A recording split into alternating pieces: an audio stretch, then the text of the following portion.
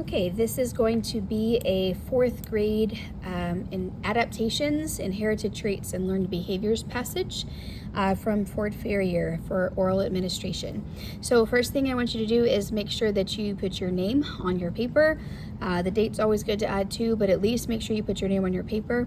All the questions in this paper are going to be 4 points each, and this is where your teacher will put your grade after it's graded, okay? So it's starting out as inherited traits and learned behaviors. Paragraph 1. Organisms have different features that help them survive. Some of these features are passed down from parents to offspring. Some features are learned as time goes by. Paragraph 2. Features of organisms are called traits. Traits are determined by genes in our cells. Parents pass their genes on to their offspring. Offspring look like their parents because they inherit genes from their parents. Inherited traits are characteristics passed down from parents to offspring. I'm going to stop there and I'm going to highlight that word because since it's underlined, that means they're going to ask me about that word later in the passage. It's going to be one of our questions, and there's the answer to it right there. A horse has 4 legs. Offspring of the horse will have 4 legs too. The offspring will look like the parent horse. It will have the same shape of head and the same type of teeth. The color of your eyes was inherited from your parents. The genes you receive from your parents determine your eye color. Paragraph 3. Some inherited traits are structures that help an organism survive. For example, different birds have different types of beaks. The different beaks help the birds survive in their environments. A parrot has a curved beak for cracking nuts. Without a curved beak, a parrot could not crack nuts to eat. A pelican has a long beak with a pouch. A pelican uses its beak to scoop fish out of water. A woodpecker has a long, narrow beak that is used to drill holes in trees to find insects. Eagles and falcons have sharp, pointy beaks that they use to rip and tear the flesh of their prey. Different birds get food in different ways, and their beaks help them do it. Okay, so then they gave us a picture of lots of different birds with the different beak types, a lot of which we talked about last week during the adaptations lesson.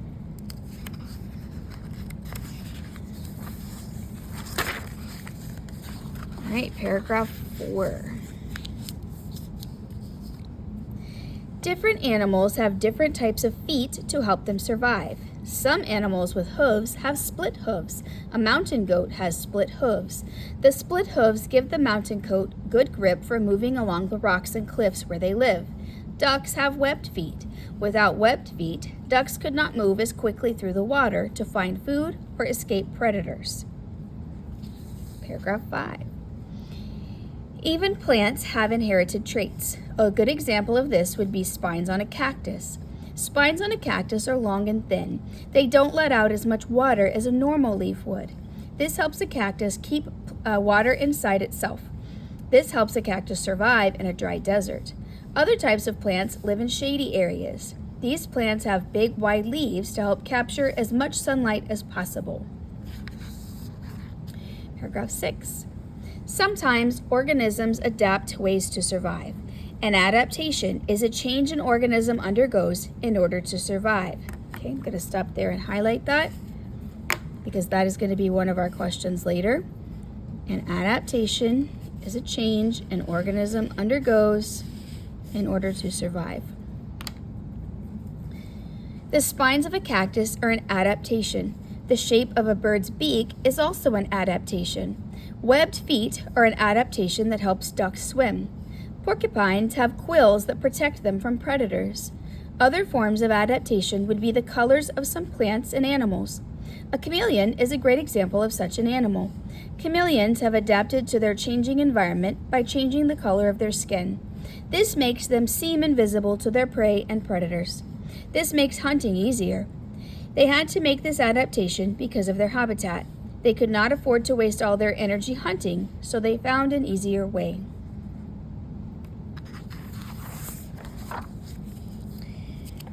Paragraph 7. Flowers adapt in many ways as well. They develop bright colors to attract more bees. Pollen from the flowers sticks to the bees. The bees carry the pollen to other flowers. That way, the flowers will be able to pollinate and reproduce. If no bees visited a flower, the flower would never be able to reproduce. Okay, paragraph 8. Animals do many different things. The things an animal does are called behaviors. Animals hunt, eat, sleep, and move. All of these things are behaviors. Animals must learn some behaviors. Learned behaviors are behaviors that are learned. We will highlight that. Learned behaviors are behaviors that are learned. That'll be an answer later on the vocabulary page. Humans have a lot of learned behaviors. They are things like riding a bike, water skiing, writing letters, and many more. Another example of a learned behavior would be a seal doing tricks at a zoo. Seals are not born knowing how to balance a ball or do other tricks. They learn to do those behaviors over time. Some animals learn things in the wild. An example of this would be animals using tools to find food. Monkeys are very good at learning different behaviors to make things easier. Chimpanzees use sticks to dig for food. Crows will even use twigs to dig for insects in trees. Paragraph 9. Some behaviors in animals are not learned. They are instinctive. Instinctive behaviors are behaviors that are inherited. Let's stop there and highlight since it's underlined. Instinctive behaviors are behaviors that are inherited. For example, you did not need to learn how to breathe. When you were born, you knew how to breathe. When sea turtles hatch on a beach, they move toward the ocean. They do not need to learn to go to the ocean.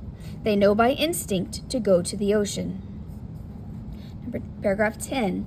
Another example of an instinctive behavior is hibernation. Hibernation is a state of deep sleep. Okay, let's highlight that. Hibernation is a state of deep sleep. Many animals hibernate during periods of extreme cold. This allows them to save energy. Bears and squirrels hibernate during winter to save energy when food is harder to find. Paragraph 11. Another way that animals avoid the cold weather is to migrate. Migration is the seasonal movement of animals from one place to another. So there's our definition for migration. Migration is the seasonal movement of animals from one place to another.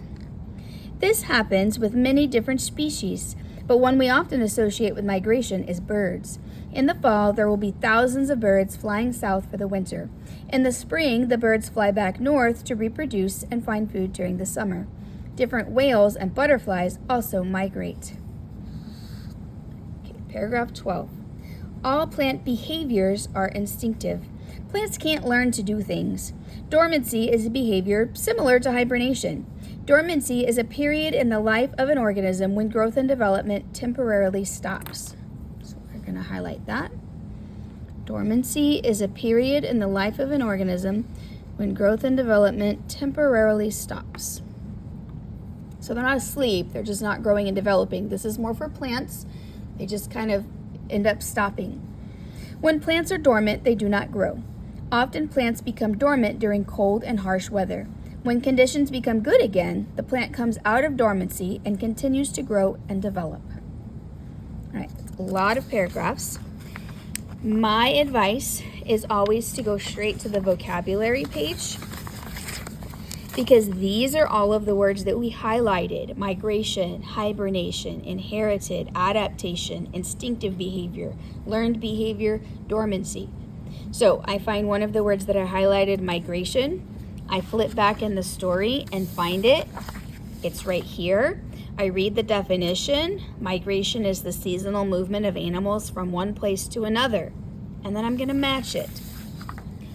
Migration, I should find something that says the seasonal movement of animals from one place to another. Here it is. I'd answer D. So I'm going to put that up here. And I'm done with D. So you're going to take each word that we highlighted and go back into the story and match it to its definition. This page should be easy to get all of the questions right because I already helped you highlight each answer. Okay, go ahead and pause the video and work out page 222 with all of the vocabulary on it right now.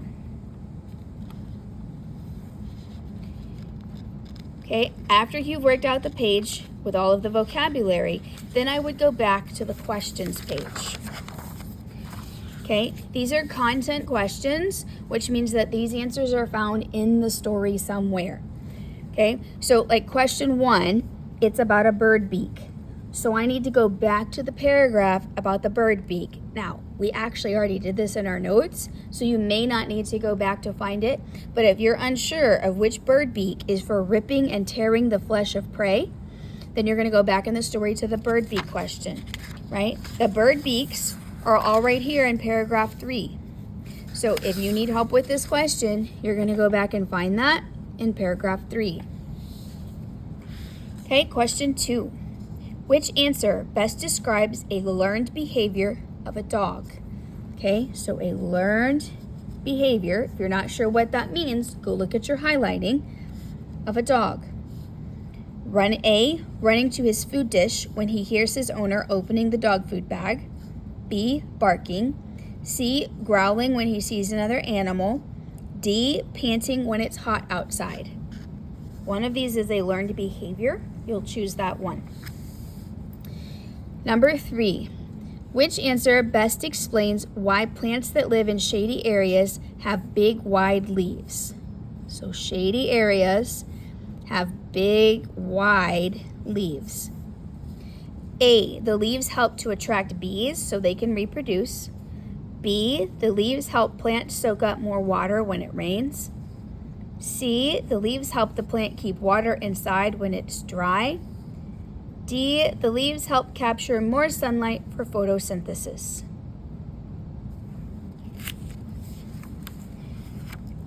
Okay, number 4.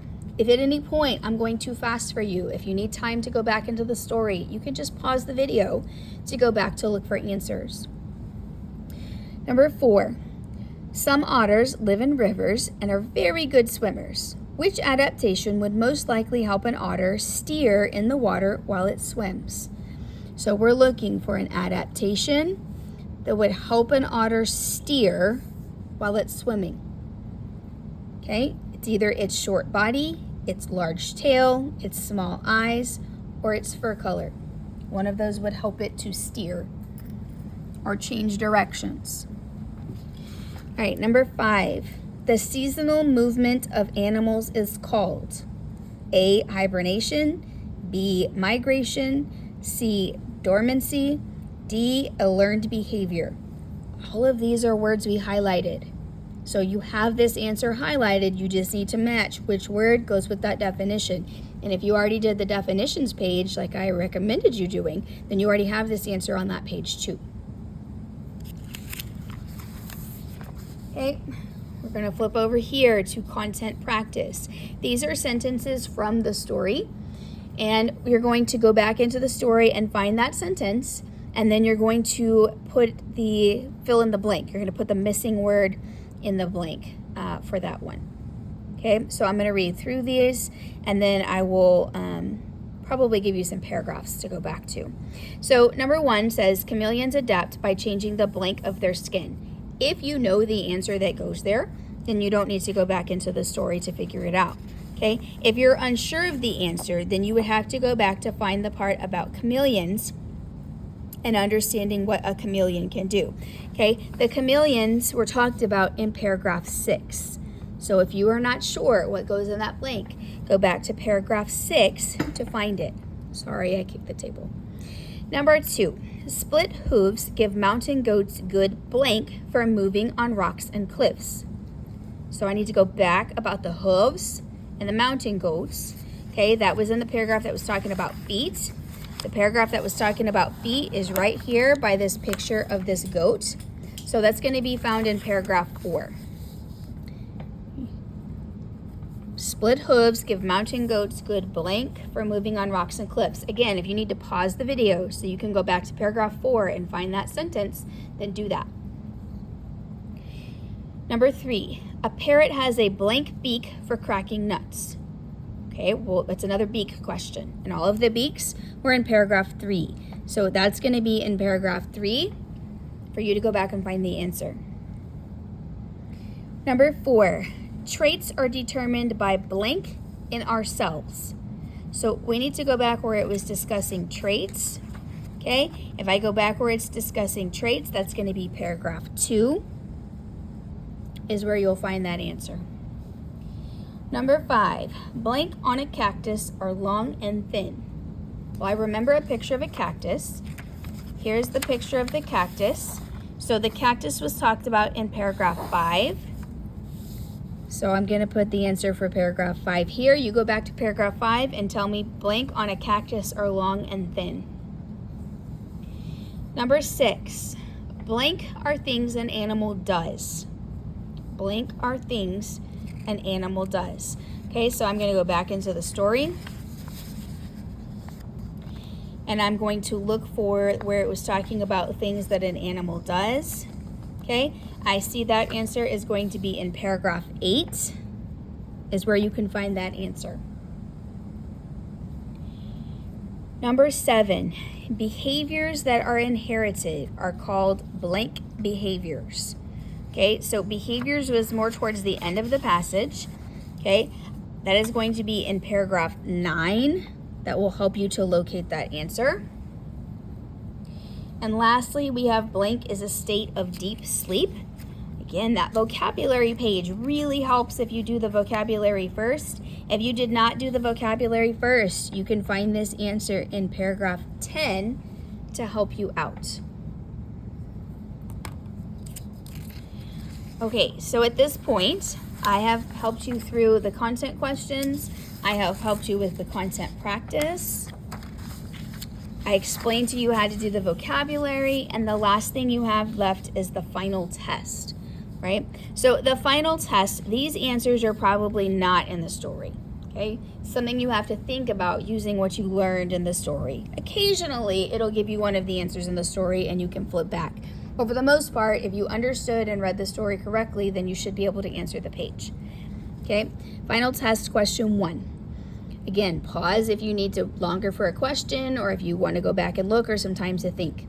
Which inherited trait is least likely to help someone recognize you?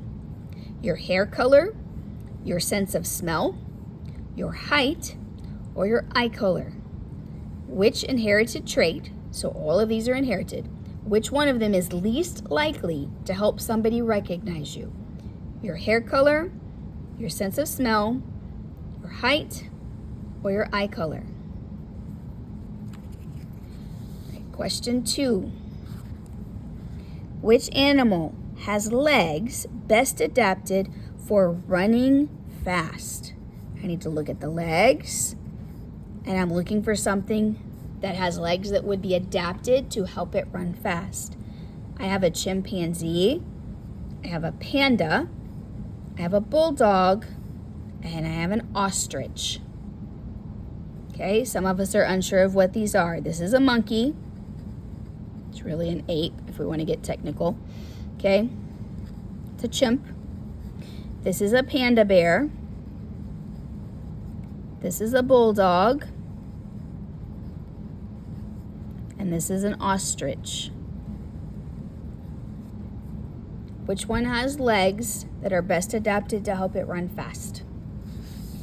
Number 3, which answer best describes an inherited trait in an organism? So if you don't remember what an inherited trait is, you need to go back and look that up.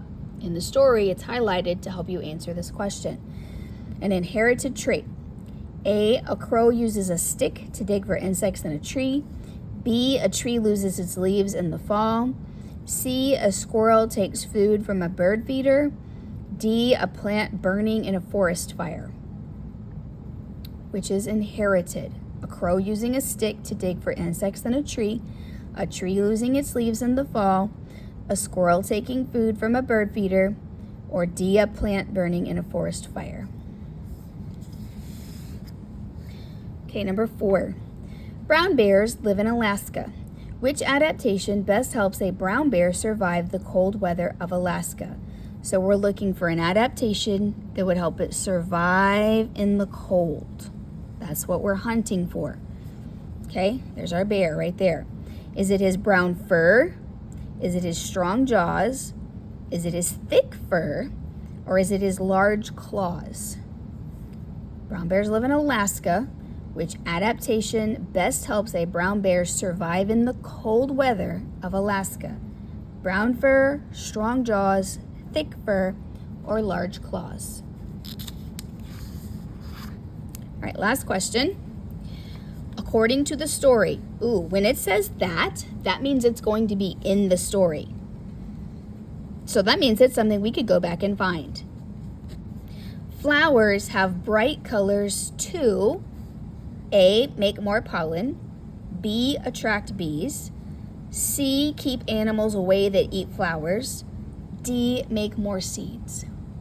One of these answers is in the story about the flowers. If you don't remember, go back and find it because that answer is there. According to the story, flowers have bright colors to A, to make more pollen, B, to attract bees, C, to keep animals away that eat flowers, or D, to make more seeds. The purpose of bright colors. Okay, after that, I would go back through one more time because there's nothing on the back. I would go back through and make sure I had an answer for every question. I can't tell you how many times I have to take points off of a paper because somebody skipped something that they were gonna come back to, but they forgot to go back. Make sure you have something in every blank. There's something circled for every question. Your teacher can clearly tell what your answers are. Make sure your name is on your paper. Fold it back to the front, nice and neat. And then take it to the turn-in bin. Hope you have a great day.